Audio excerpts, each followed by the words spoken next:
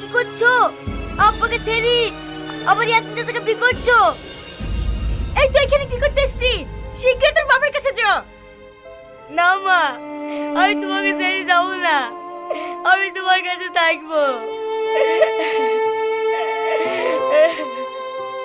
থাকবে বললে হবে?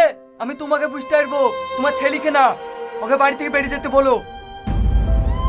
এই ভালো ভালো বলছি, বাড়ি থেকে বেরিয়ে যা, না হলে না মারতে মারতে ঘরে ধাক্কা দিয়ে বাড়ি থেকে বার করে দেবো। ঠিক আছে মা, বাড়ি যাচ্ছি, কিন্তু বাড়িতে তালা মারা আছে, ঢুকবো কি করি? আমি ওসব কিছু জানিনি, তুই এখান থেকে সর তো। তোমরা কেউ আমাকে ভালোবাসো না, ঠিক আছে আমি চলে যাচ্ছি।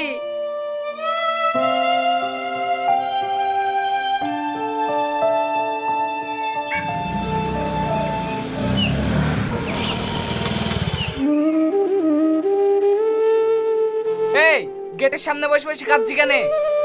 আব্বা মানুষকে বিয়ে করেছে, আমি কিছু নু, আমাকে সব অপমান করে বাড়ি থেকে বের করে দিল। বেন বেন করে কাঁদিস নি তো, সামনে থেকে সর, আমরা যাবো।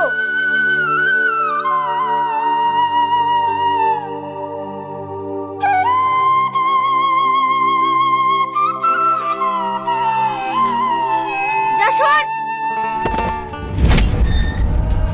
আব্বা দূর গেল, আব্বা আমি যাবো, আব্বা দূর গেল।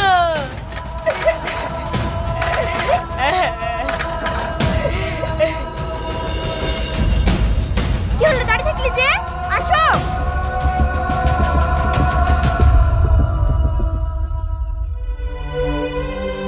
এই রোহন, এই ছেলেটা কার? মডেল সাহেব, এই ছেলেটা আমারই। তোর ছেলেদের রাস্তায় পাগলের মতো ঘুরে বেড়ায়, বাড়িতে ঢুকতে দিসনি কেন? মডেল সাহেব, বাড়ি আমার নাকি? বোন নামে লিখে দিয়েছি, ও যদি বাড়িতে না ঢুকতে দেয় আমার কিছু করার আছে? ও এবার বুঝতে পেরেছি, তুমি হচ্ছে বোর গোলাম, ছেলে নিতে পারবে না, তাই তো?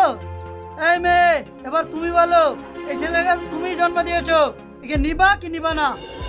বড় সাহেব, ওকে আমি কি করে নেব? আমি তো অন্য ছেলেকে বিয়ে করেছি, সে যদি না নেয় তাহলে আমি কি করব? বড় সাহেব, ওদেরকে বলেন আমাকে নিতে হবে না, আমার নিজের রাস্তা আমি নিজেই দেখে নেব।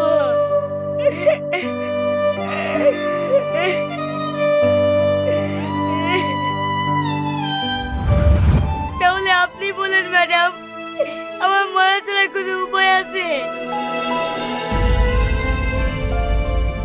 না না, তোকে মরতে হবে না, আজ থেকে তোকে আমি নিজের ছেলের মতো মানুষ করবো। স্কুল ছুটির টাইম হয়ে গেছে, চ বাড়ি চ।